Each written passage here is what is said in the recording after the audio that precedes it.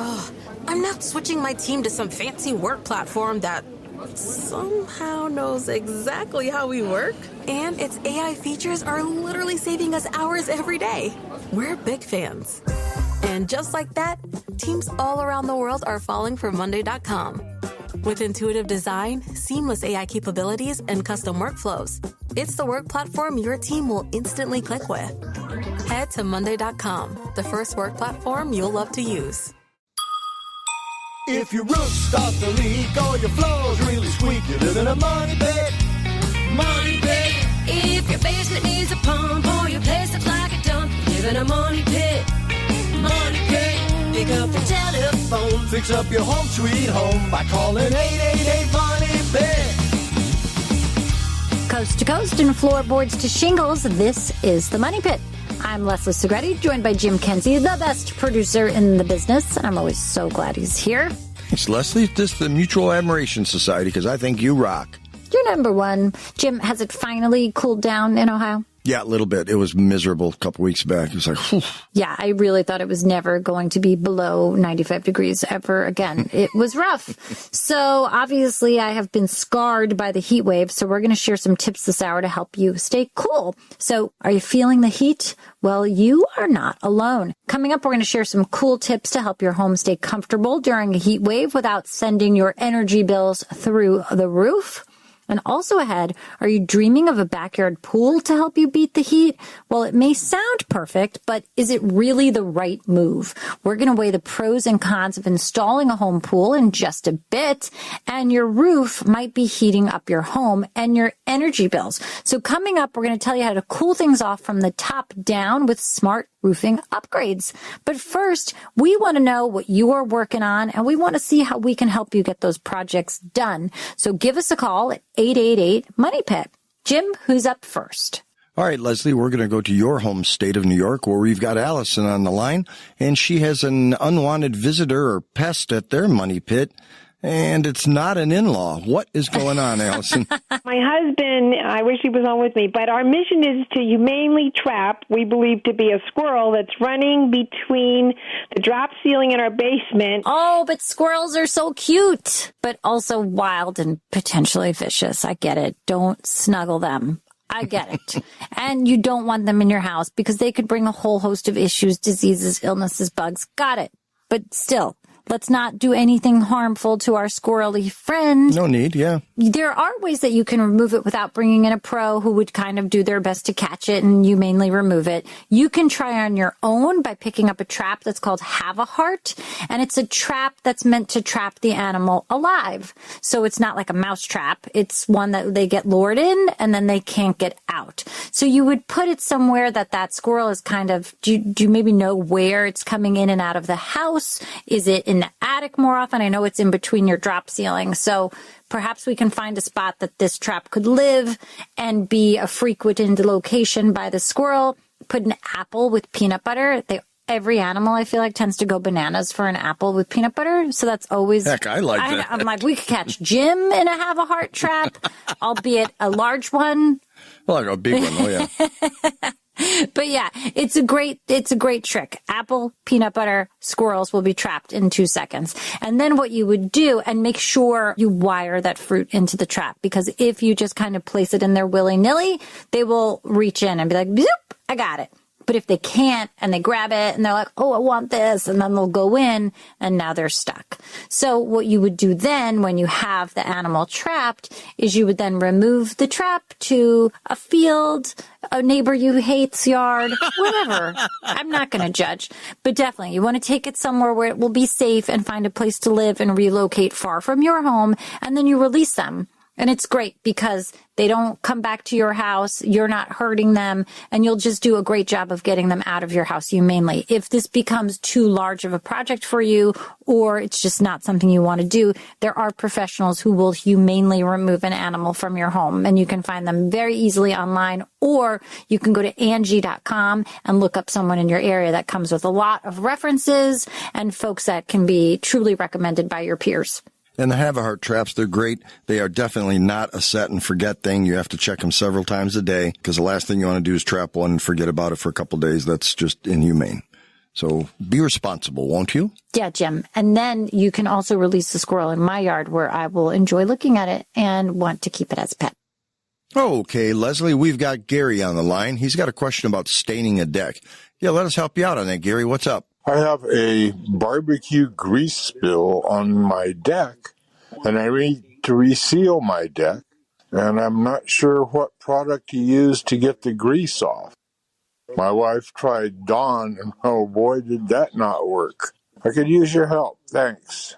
Oh, Gary, I mean, if Dawn doesn't do the trick with the grease stain, I can't imagine like what was going on over here. But Dawn's definitely not like a good deck cleaner, but it is good at fighting grease and getting the oil spills off of ducks, as we've all seen on the TV shows. Yeah. So I wonder, like, what the heck were you guys cooking? I mean, how much oil did you spill on there? And why didn't you invite us over? Yeah, Come on, I mean, Gary. I bet those ribs were good. I wish I got to try some. But I think what we need to do here is try to go with like a commercial deck cleaner. I'm guessing here that your deck is wood. It probably got super absorbed right away because maybe it didn't have a current stain on it or a sealant, and so it was just hyper porous. And as soon as that grease got on there, it went sucked it right up. So you might need something more like a stain stripper to kind of pull that out of the wood itself. There's a couple of different things that you can look at.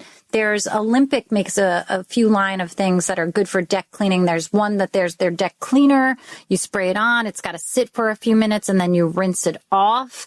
And then once you're happy with how that stain has been removed from the wood, you're definitely going to want to seal it again and probably stain it again to sort of camouflage what might be left behind or make it so that any other crazy barbecue parties don't go awry. And next time, Jim and I would like to be there because obviously it's very good if people are spilling things everywhere. Yeah. But I think that's going to be your best bet. You're going to want to look for a commercial deck cleaner or a deck stripper cleaner and do your best to get that stain out, follow those directions, and then reseal, restain. And if the stain didn't really come out so well, you could go for a well, I wouldn't go semi-transparent because that might be too sheer, but you could go for a more solid color stain, and that'll do a good job of still being able to see the grain, but maybe camouflaging any residue better than a semi-transparent might.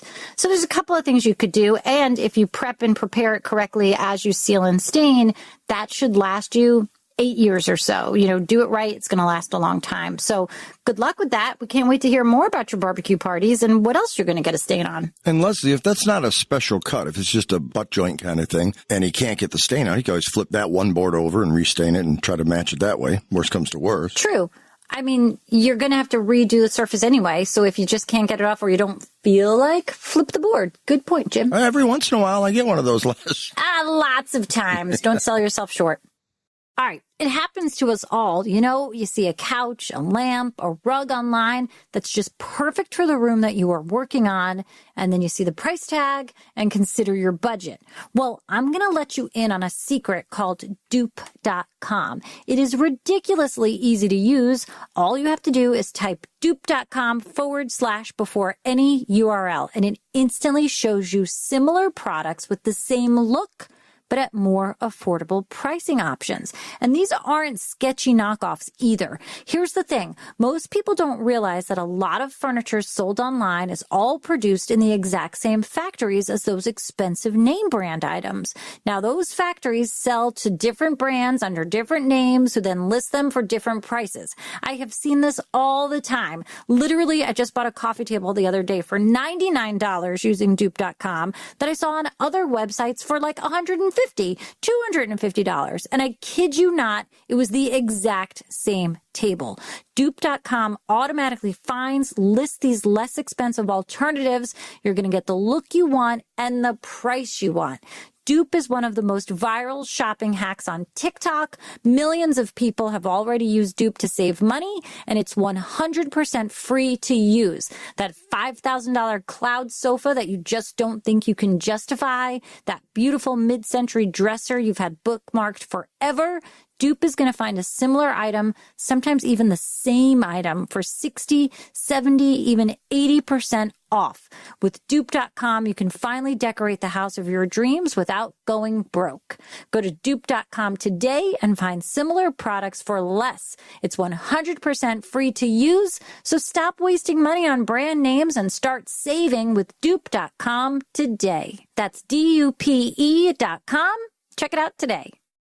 Hey, you want to make our day? Well, go ahead and leave us a 5-star review on Apple Podcasts, and we'll be jumping for joy. Plus, you guys, your feedback helps us make the show even better for you. Just go to moneypit.com/review. Well, summer heat is upon us, and maybe you have decided to skip town to find cooler temps. If you did, you are not alone. You know, summer is the busiest time for burglars, so if you're heading out for a vacation, the key to keeping your home safe is simply making it look like somebody is still there. So put a few interior lights on timers to turn on, off in the evening. Bonus points for smart bulbs, guys, that you can control from your phone, because then you can really trick the people who want to break into the Home Alone house. You can be like, on, off, bathroom, ah, beep, boop, beep, boop, beep, boop, and just really make it look like somebody's living there, or just leave a light on all the time, and then they know that a teenager is at home. Really a win-win situation there. I was going to go the booby trap route, but that's illegal, folks. You can't do that. Next up, we've got Kevin McAllister joining us on how to burglary-proof your home. Oh, I want to heat up a doorknob. That's great. Thanks, kid. Nice callback. But bonus, guys, pause your mail, make that newspaper delivery stop, have a neighbor just collect things. That overflowing mailbox really is like a neon sign that nobody's at home. If you usually leave your blinds wide open, just close them slightly for some privacy, but not all the way. The goal is to look occupied. These are tips to help you keep your home safe. All right, let's get to it. Jim, who's on the phone? Leslie, we've got Nancy on the line from Arkansas, and she has a question about her mom's house. What's going on at that house there, Nancy? She has an older home, and she has like a lot of she has a popcorn ceiling, and she has a lot of cobwebs and stuff. And I'm just wondering, what would be the best way of removing those to eliminate as much debris falling in the carpet and that sort of thing, but to give it a fresh look. So are you just looking for ways to remove the cobwebs and stuff, or do you want to get rid of the popcorn ceiling entirely? If you're just looking for ways to clean the dust and the cobwebs and stuff, I would probably say a Swiffer is going to be your best bet, because it won't aggressively rub, or, like that shreddedy looking Swiffer. I feel like something like that would be... Shreddedy? It's another Segrettiism. It's another Leslie Segrettiism. I like it. But you know what I'm saying? It's sort of like shredded Swiffer material that looks like a pom-pom, but it's on a stick. Mm-hmm. Like, that would be a good way. And of course, that's not the technical name, but you'll know it when you see it. And if you Google shredded pom-pom cleaner, I bet you'll find it. Mm-hmm.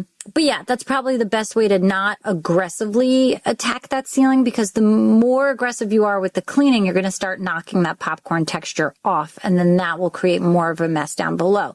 The other thing you could do is, if you want to invest like a weekend's worth of work here, you can actually remove that popcorn texture. And if it's coming off just with the cleaning, it tells me that that's not like a stuccoed texture. It is like a sprayed on popcorn texture.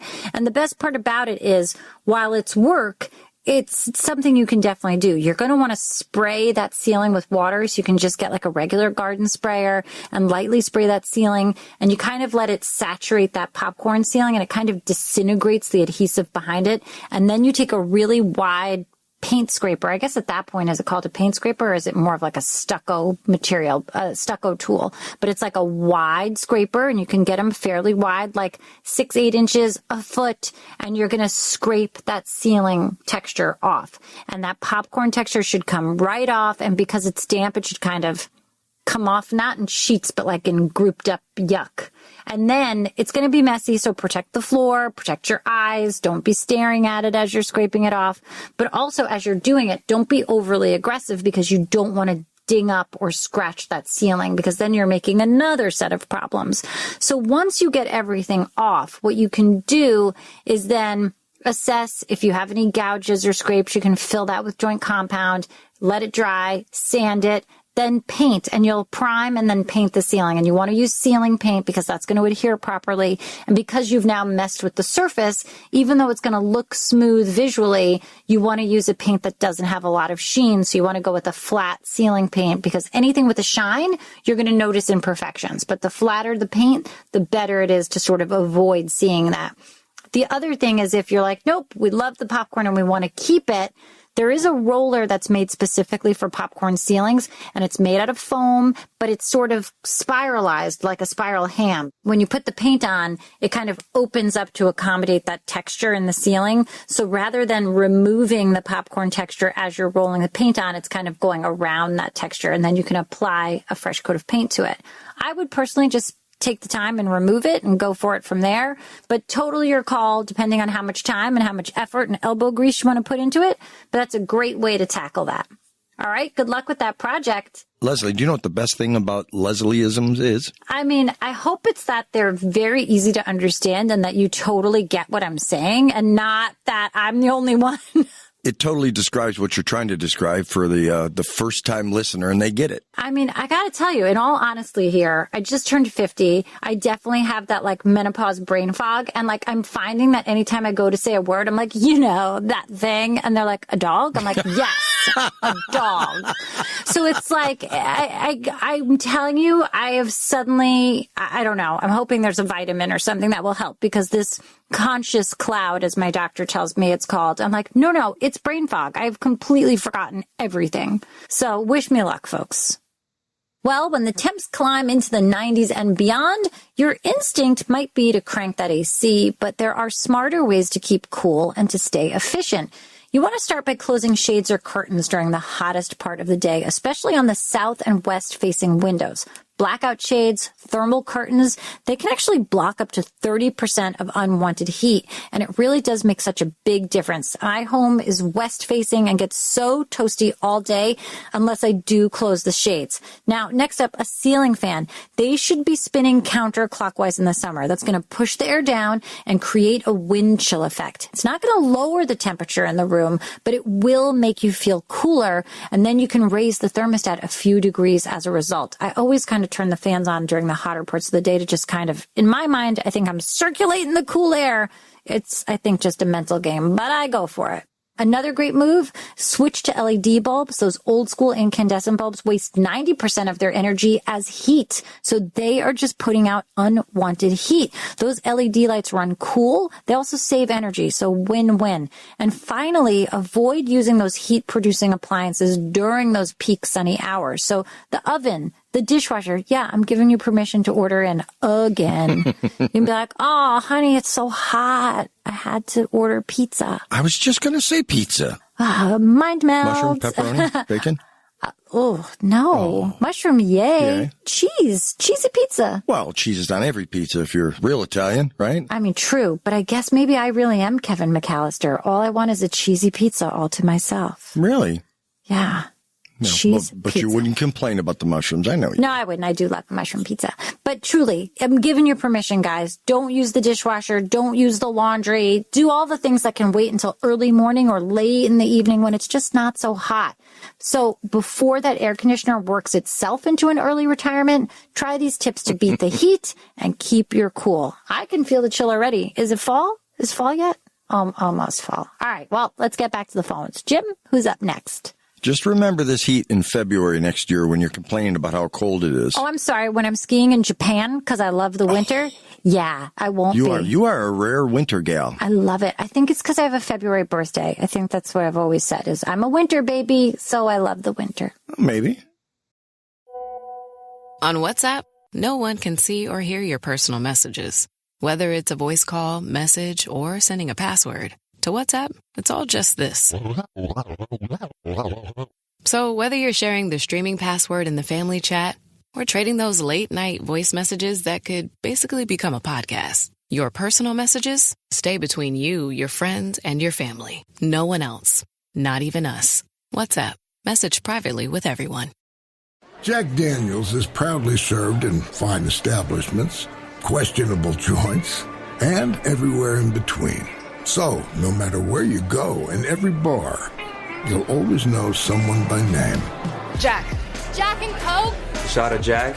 Jack Daniels, please. Right away. That's what makes Jack, Jack. Please drink responsibly. Responsibility.org. Jack Daniels and Old No. 7 are registered trademarks. Copyright 2025 Jack Daniels. Tennessee whiskey. 40% alcohol by volume. 80 proof.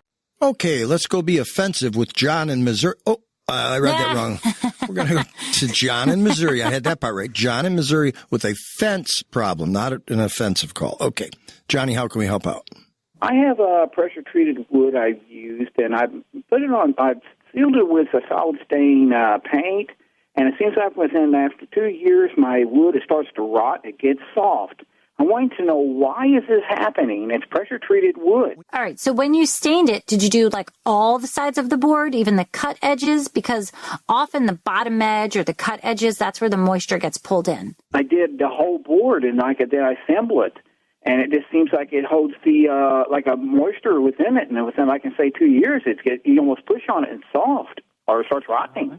Well, I mean, it could be that perhaps the pressure treating just wasn't done very well on this piece of lumber that you've got, because a couple of years, of having it, you should be seeing them drying out. They should be doing their job of sticking up to the elements. But if it's not done correctly, it could rot much more quickly because it's just holding in too much moisture. Whereas pressure treated makes it so that they kind of push away the moisture, if that makes sense. But it could be a combination of installation, the treatment, the stain that you used initially. Or maybe the stain was put on too quick, because a lot of folks will get a new deck and get excited to stain it when you really should let it go a season or two. And then... You have to let it, that's why they call it seasoning the lumber. I mean, you have to let it dry out. And if you tried to put that finish on, like maybe after it just rained and it wasn't dry, not even just the pressure treated, you got to think about all of that as well. Okay, because I have a boat dock and it's over the water. And I just put clear sealer over it. And you know what? It lasts longer than me sealing it with stain paint. All right. Well, I'm sorry that's what's going on there, John. But I think it just needed to dry out more. And now it's not going to happen. So you'll probably just have to replace some of the boards that are not doing so great for you. Okay. Well, thanks. Have yourself a great day. All right. I hope that helps you out, John. Good luck. With all this summer travel on everyone's to-do list, how do you keep your home safe? Well, before you head out, double check every single door and window, including the ones that you rarely use.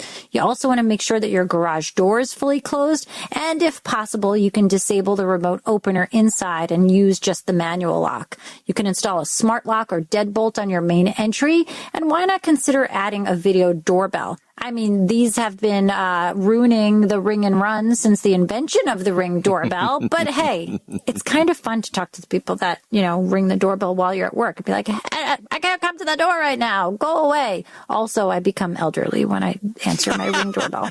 Apparently, that's what happens. But these are all great ways for you to be sort of on top of things while not being at home. It's a really great idea to help you keep your home safe. So it's time to get back to the callers who are not on vacation. Jim is up next. Heading out to Minnesota, Leslie, we're going to visit Judy. What's going on at your place, Judy? Our house is about 40 years old, and it has, in the room that we're talking about, we're painting it. We painted it once before with a primer. I thought it looked really nice, but now we repainted it a different color.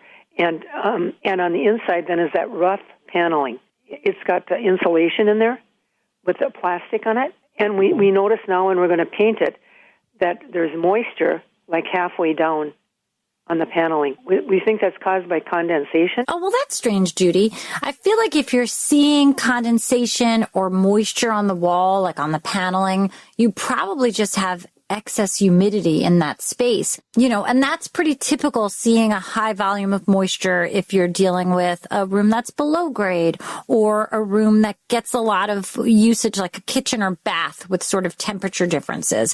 However, if you're just seeing areas where you're seeing on the wall condensation, moisture, you have to think about what's going on with the foundation of the home. And it could just be that there's too much water in that perimeter of the house itself. And that could lend to a more humid environment inside, which would cause that issue that you're seeing on the wall. So let's start outside first.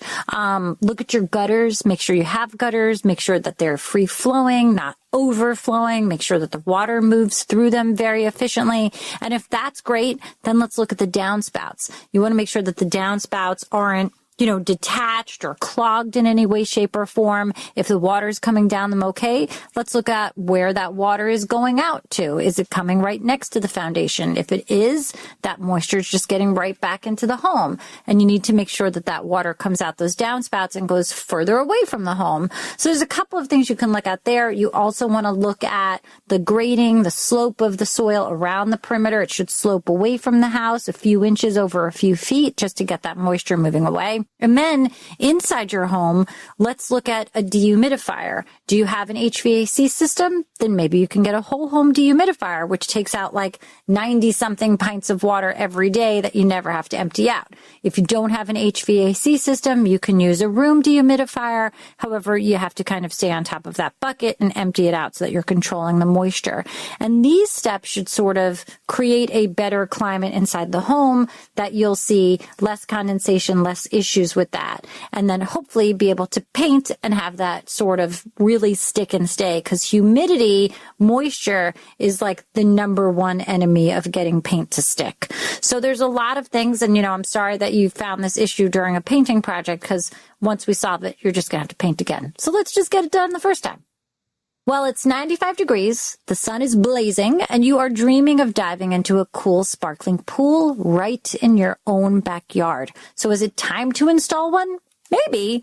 But before you break ground and start picking out deck chairs, let's talk about whether adding a pool is actually the right move for your home. And of course, another Christmas movie is coming into my mind. Christmas Vacation. Now I'm Clark Griswold. I want to put a pool in my backyard for my whole family. So clearly I've got Christmas in July on the brain. Evidently. And it's hot and I would like winter. So before we get to winter, let's talk about pools. Let's start with the upside, because there really is a lot to it. A pool offers endless entertainment. It's a great excuse to get your friends and family together, and it's a way to stay active without ever leaving your property. If you've got kids, it's a built-in activity all summer long. If you live in a hot climate, a pool can even add value to your home by making it more desirable to buyers who see it as a must-have feature. But with any major project, there's the other side of that pool float to consider. First up, cost.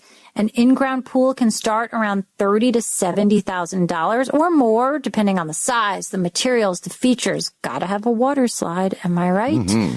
I mean, once you start adding in landscaping, fencing, decking, lighting, that number really does escalate quickly, and it doesn't stop once it's built. You've got ongoing maintenance costs for chemicals, cleaning, heating, repairs. Pool boy. Yeah, exactly, and a handsome one at that. Costs more, jeez. But all of that can easily run a few $1,000s per year. So there's a lot of expense to consider, and not just sort of that initial one right there when you're building it. Then there's the time and the upkeep. You've got to monitor the water levels, balance the chemicals, skim the debris, clean the filters regularly. It's not like a set and forget it investment. And if you don't have a good pool pro on speed dial or the time to learn how to do it yourself, you might find the maintenance more of a chore than a splash. I can remember I put an above ground pool up during COVID. And I swear I was at Leslie's Pools, and trust me, that's not a store I own. It just happens to have my name. But I swear I was there like every few days with like a Tupperware of water and be like, what am I doing wrong? And they'd be like, swirl, swirl, swirl. Oh, you got to do this and a cup of that, a splash of this. So it's a science that not everyone is good at. And you do have to learn how to properly maintain it. Also, not all home buyers are pool people. In colder climates or on a smaller lot, a pool can actually be seen as more of a liability than a luxury. It can limit your yard space, require additional insurance, and it may not deliver that return on investment that you're hoping for. So here's the real test. If you are adding that pool for your own enjoyment, to create memories, boost your summer lifestyle, and make the most of your space, go for it. But if you're thinking purely in terms of resale or return, it's worth taking that step back and truly weighing all of those numbers. Pools are an amazing feature when they fit your lifestyle. Just be sure that the fantasy matches the reality before you take that plunge. All right, everybody in the pool. I mean, you can still call in from a floaty, right? Waterproof cell phone, yeah. That's right. With a Venmo debit card, you can Venmo more than just your friends. You can use your balance in so many ways. You can Venmo everything. Need gas? You can Venmo this. How about snacks? You can Venmo that. Your favorite band's merch? You can Venmo this. Or their next show? You can Venmo that. Visit Venmo.me/debit to learn more. You can Venmo this, or you can Venmo that. You can Venmo this, or you can Venmo that.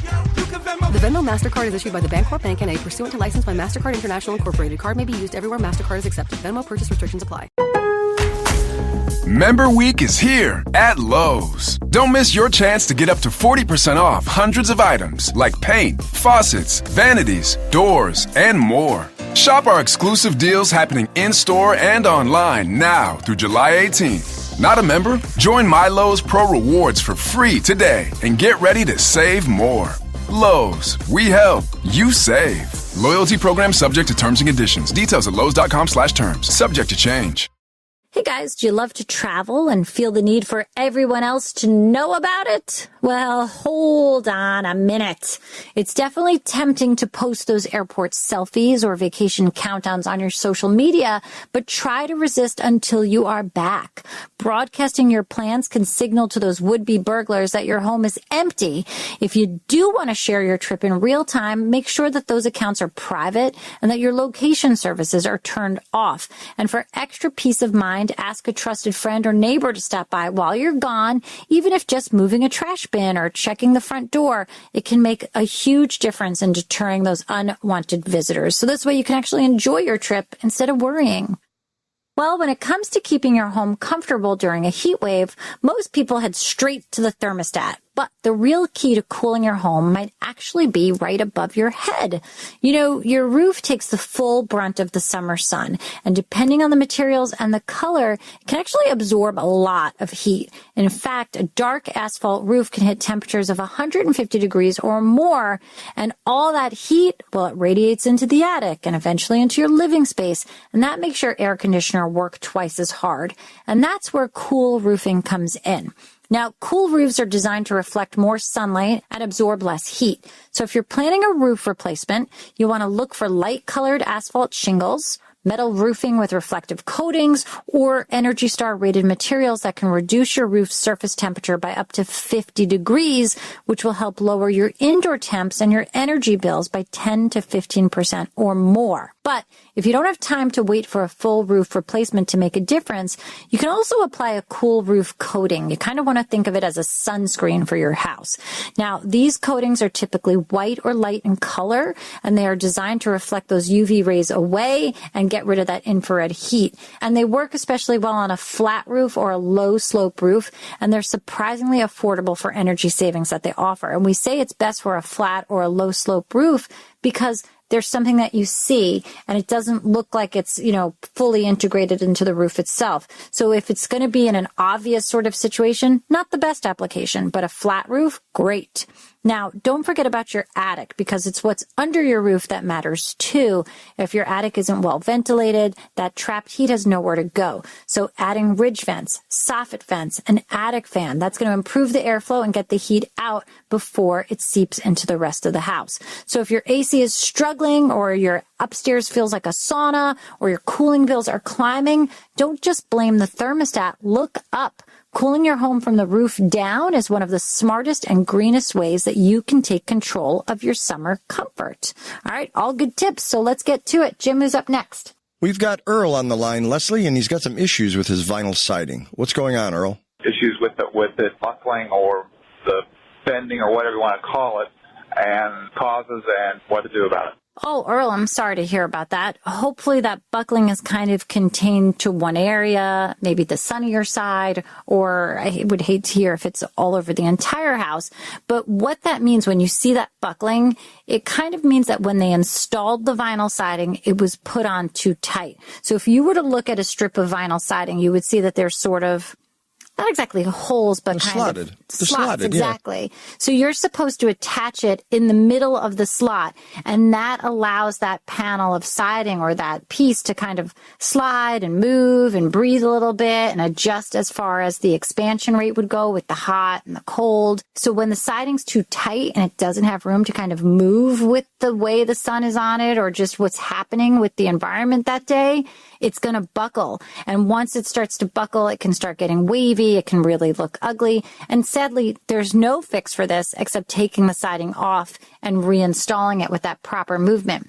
That doesn't mean you can't reuse what's already there. However, you have to take everything down above it till you get to that point and do the same. And then you should assume that anything lower than that, even if it hasn't buckled yet, was probably installed in the same way. So you may just want to re-side that whole section with the existing siding. Should not be a problem. You should be able to reuse exactly what you have, but make sure you give it that little bit of breathing room, that wiggle room to sort of adjust with what the environment throws at it, because you are going to get expansion with it regardless. All right. I hope that helps. Sorry that it's going to be a project for you, Earl, but not a terrible one, and one you can totally do. And if you ever watched a good siding guy, Leslie, they don't even pound the nails all the way in. There's a touch to it. It's supporting the siding, but it's not, because if you hammer it in, it makes the slot useless. Yeah, so you have to utilize that slot properly. The nail can't be driven all the way in. It's a feeling. You have to have the feeling. What a feeling! I told you I don't want to pay for the songs, Jim. Let's jump into our email bag here, where Jim's got somebody who wrote in. What's going on? We've got somebody from the state of origin for the Money Pit, New Jersey. All right, maybe they knew Tom. Maybe. And that's Robin. Robin says, I live in an 8-year-old house that came with an upscale ceiling fan light in the bedroom. It operates via remote. It worked fine until a couple days ago, but now the light comes on all by itself at weird times. And this self-operating light kind of scares me and annoys me. Do you have any ideas to help out? Well, it seems like maybe the house is haunted. No, I'm kidding. It could just be that maybe you're watching like a scary show and you're kind of feeling that this is what it is. But whenever you see lights that are flickering, it's a bad sign, because it usually means there's a loose wire or a short circuit somewhere. And even though it seems to happen all by itself, wind shifting of the walls is not unusual. We get a lot of movement in houses, so even if it's slight that you don't feel, it could definitely cause that arc or a spark. I think you need some further investigation here. Call in an electrician, get that pro to have it checked out. And also make sure that you have ground fault and arc fault circuit interrupters installed when you can, for that extra step of safety. Well, whether you've been grilling nonstop or just pulled the cover off for the first time this season, now is the time to give your grill some love. Here's how to clean it up and keep it cooking like new. Leslie can help out with that on Leslie's Last Word. Leslie? Yeah, if your grill's been getting a workout this summer, or if it's just been sitting unused and it's a little rusty, it's time now to give it a proper cleaning. A well-maintained grill not only cooks better, but it lasts longer and it keeps your food tasting like steak, not last month's salmon. So let's start with the grates, which is gross, by the way. No one wants that. So let's start with the grates. Now, the easiest way to clean them is while they're still warm. So after cooking, you want to crank the heat up for like 10 to 15 minutes with the lid closed, and that's going to burn off any leftover food or grease. Then you can scrub those grates with a stiff wire brush or a grill scraper. I actually just got one because I worry about, the metal bristles kind of breaking off and getting caught in the food. Yep. So we got like a Scrub Daddy one, which is like a really tough sponge that I soak in water, and it does an awesome job of getting rid of all the yuck on the grates. And I kind of use a mix of hot water and soap, and that really does awesome work there. Next, you want to check the flame tamers or those heat deflectors. Those are those metal plates above the burners, because grease and food bits can build up fast. So take those out. They come on out. Give them a scrub. No need to make them spotless. Just clean enough to keep those flare-ups in check. Next, let's move on to the burners. If you're using a gas grill, you want to inspect the burner holes and use a toothpick or a small brush to clear out any blockages. That will ensure that the flames are even, and it's going to help you have a safer grilling experience. And don't forget that grease tray. This is a fire hazard waiting to happen if it gets too full. You want to remove the tray, dump out the grease, wipe it down with warm, soapy water. Warm, soapy water does a tremendous amount of tricks to your grill. Finally, give the outside of your grill a wipe down with a non-abrasive cleaner, or even simply a vinegar water mix. Stainless steel polish is great for making it shine. And don't forget, cover that grill when you're done and it's cool to protect it from the elements. A clean grill means better flavor, fewer flare-ups, and safer cooking experience. And hey, your burgers deserve it, and so do you. Coming up next week, guys, on the Money Pit, we are kicking off summer with the ultimate staycation makeover. From spa-style bathrooms to resort-worthy backyards, we're going to show how you can turn your home into a vacation destination with no plane ticket required. That and more next week on the Money Pit. We hope to see you there. And in the meantime, remember, you can do it yourself, but you don't have to do it alone. On the Money Pit Radio Show. On the Money Pit Radio Show. Pick up the telephone. Fix up your home sweet home by calling 888 Money Pit.